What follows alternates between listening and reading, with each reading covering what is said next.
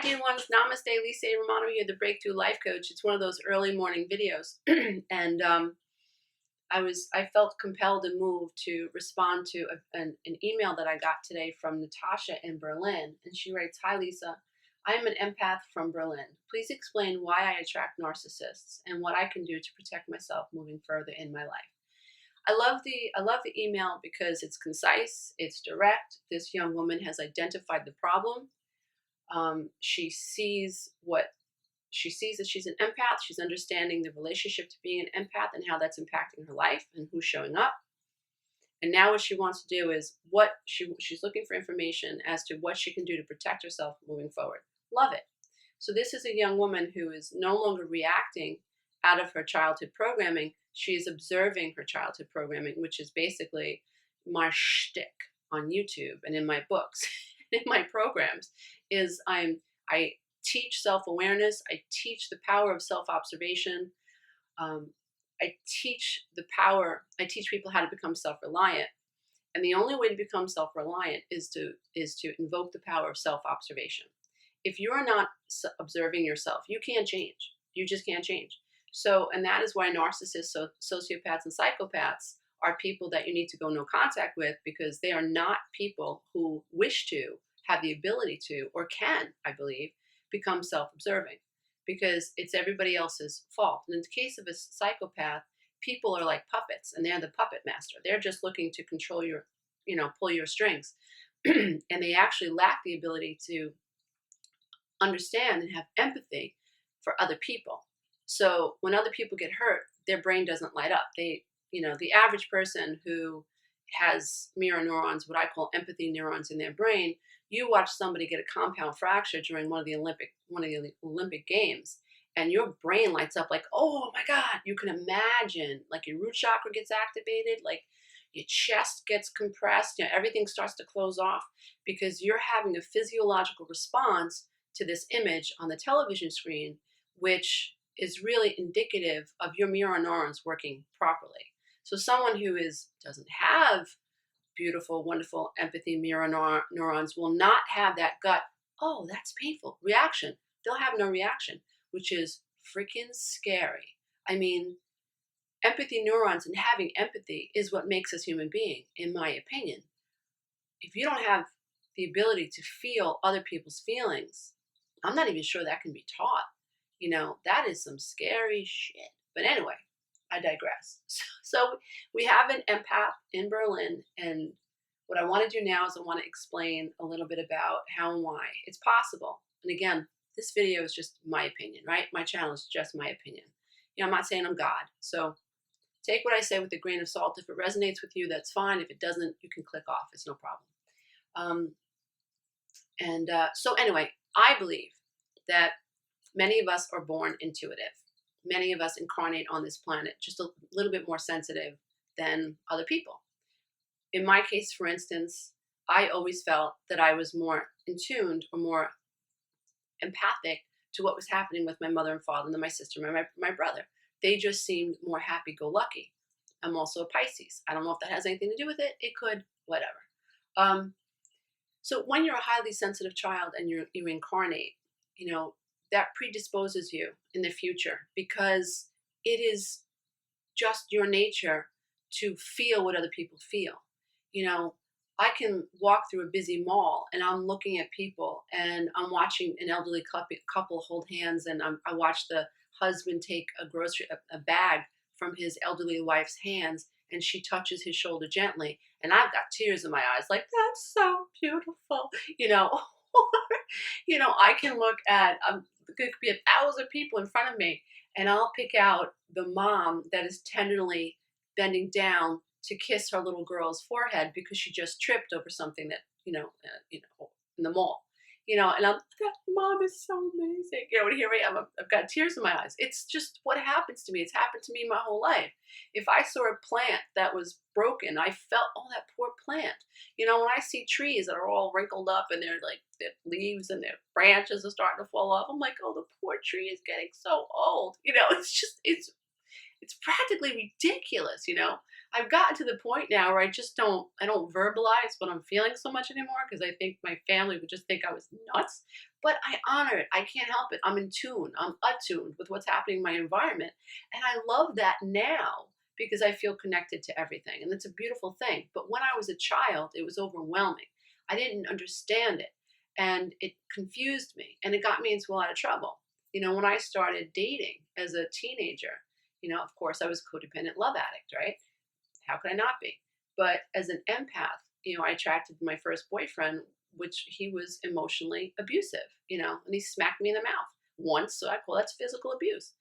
He would gaslight me. I didn't understand these concepts. In my head, I would say, oh, he flirts with girls because he's so insecure, and he's insecure because his daddy is mean to him. Here I was understanding why he was abusive to me, which is a huge sign that you're an empath.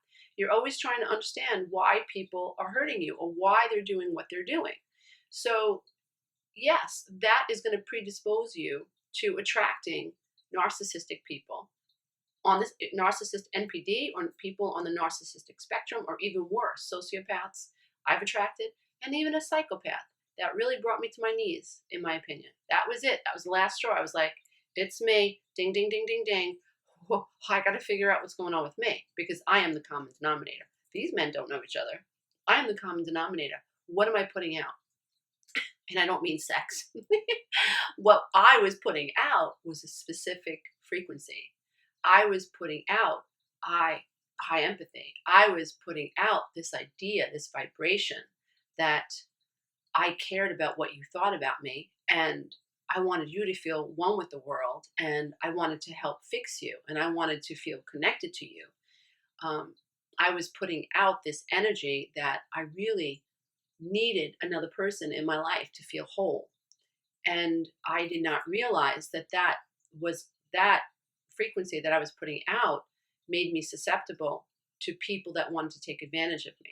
The other issue is that when we're highly sensitive and we don't feel good enough, and we've been abused by narcissistic parents or codependent parents who just could not see us. They were well intended, but they could not see themselves, and therefore they really couldn't authentically connect to us. Not pointing the finger, just explaining. When this is a part of your activation, it is a signal that you're giving off. So like I said so many times before, when I got divorced in my codependent marriage, I thought, oh, I'm done. I divorced my codependent marriage and I'm all better now. And then I got my ass kicked because I didn't understand that I was codependent. My brain was codependent. The way I saw the world was codependent. I didn't understand that. So I went out in the world, and what happened? I attracted, it just went like this. The trajectory, the narcissism that I attracted into my life got worse. It didn't get better. Turned out my ex-husband was probably the least narcissistic of the men that I attracted, until I finally figured out that I was codependent, I was empathic, and I needed some serious boundaries. So the reason empaths attract narcissists is because they have a tendency to have a high threshold for pain, probably because of childhood experiences. They are usually very understanding, high level of, you have a high tolerance for forgiving people. You have very, I don't want to, you may not have the best boundaries. So someone violates a boundary, and instead of you enforcing a boundary, pushing them back, you understand why they violated the boundary, and then you forgive their boundary. And then you look forward to the future and you think, okay, he won't do that again. And then you're good. So there's no accountability. An empath wants to wipe the slate clean. So when you do something and you hurt an empath really does wipe the slate clean and you start all over. The empath is really, it's like it never happened, which makes us prime targets for people who are abusive, because then that means that they can play out their abuse over and over and over with us. A woman who doesn't have as much empathy doesn't have as much tolerance, and she'll have much stronger boundaries, and she's connected to herself. Now, just because, and I want to make sure that this is clearly understood, I am somebody today that has very good boundaries. I love myself, and I'm still highly empathic, but I don't allow that empathy to be abused by other people anymore. So I can have empathy for somebody who is down on their luck, but I also don't run in and fix it anymore like I used to. I don't go in and try to, take care of someone else's journey like I used to. It's coming from a good place, but I'm able now to identify what's happening in my surroundings. Even with my own children, you know, I took the cape off. They have to learn how to stand on their own 2 feet. And when a problem comes up, they've got to utilize and invoke the power of their mind to problem solve. And if mommy keeps fixing things, those connections to being able to problem solve in their brain will never get fired, and they will never get wired. And I'm not going to be here forever. So I've learned to take the cape off. I've learned to have empathy for what my kids are going through, what a neighbor's going through, whatever. I can still feel it, but I keep it out here because it's not my problem. I have to have boundaries. Obviously, depending on what the issue is with my children, I'll be able to help. I'll be willing to help. But I was the person. I remember I was 8 months pregnant with my third child, and I met a woman who was in an abusive relationship with her husband, and there was nothing freaking wrong with her. I was 8 months pregnant, and I was digging into her closets, cleaning out her closets with contractor's bags while she stood over behind me with a cup of coffee. And that was it. I had a moment where I was like, what the am I doing here? Like, here she is complaining about her marriage. Her house is falling apart. I got a baby on the way. My house is clean. My laundry's done. My bills are paid. Like, she's got 2 kids, two kids, less issues than I have. And her house is a mess. And I'm cleaning her house. Like, what's going on here? So I had so much empathy for this woman and all the problems that she had with her husband. But at the time, I was ignoring my problems with my husband. That's another thing that empaths do. They don't connect to how they feel. They're very connected to how other people feel, which sets us up for narcissistic people, because we're always trying to understand how other people are feeling. We get caught up, and we truly are, in my opinion, conduits of love.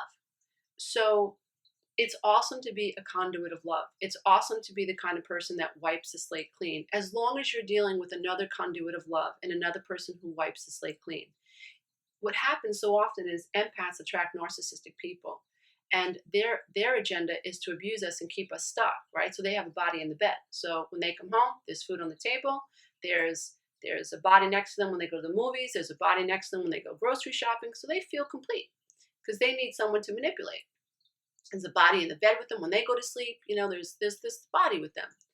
Now, what happens in an empathic and narcissistic relationship, or a codependent and narcissistic relationship, so many codependents are also empaths, what will happen is the narcissist or the sociopath, psychopath, whatever, will injure the empath codependent, and the empath codependent wipes the slate clean, right? It's like, okay, and he says, I'm sorry, or she says, I'm sorry, it'll never happen again.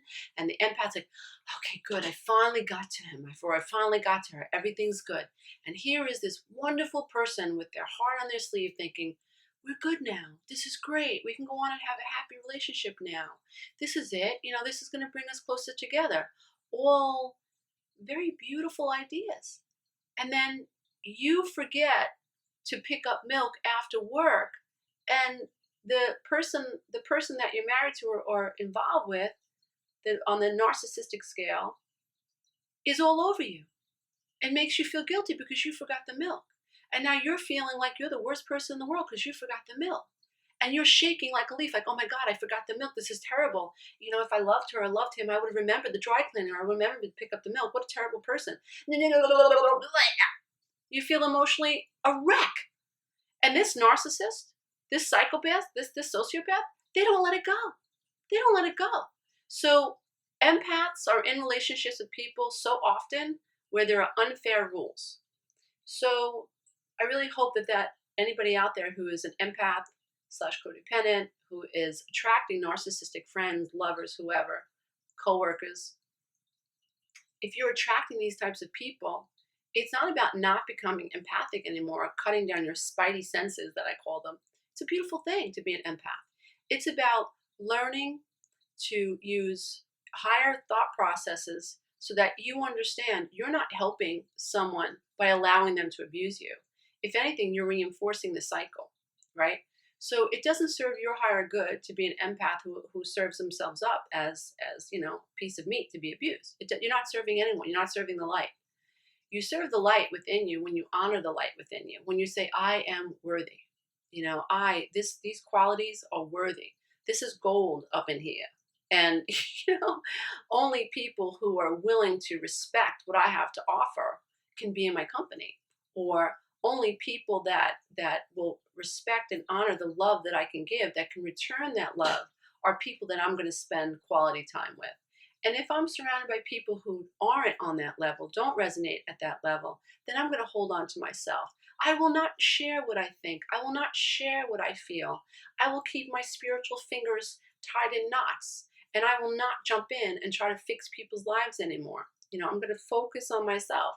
So that's one of the things that you can do to protect yourself. So the other thing that you can do is you can become aware. Take inventory. Get out a notebook and take an inventory. Write the names of the people that are involved in your life right now, and then judge them on a scale. See how fair they are. How often does this person call you to see how you're doing? How often has this person offered to help you out? How often are they inclined to reach out to you? Do they only reach out to you when they want something? You also have to take accountability for that. If I am attracting this type of a person, what am I putting out in terms of my frequency? And how can I change my frequency? You can't change your frequency without changing your mind.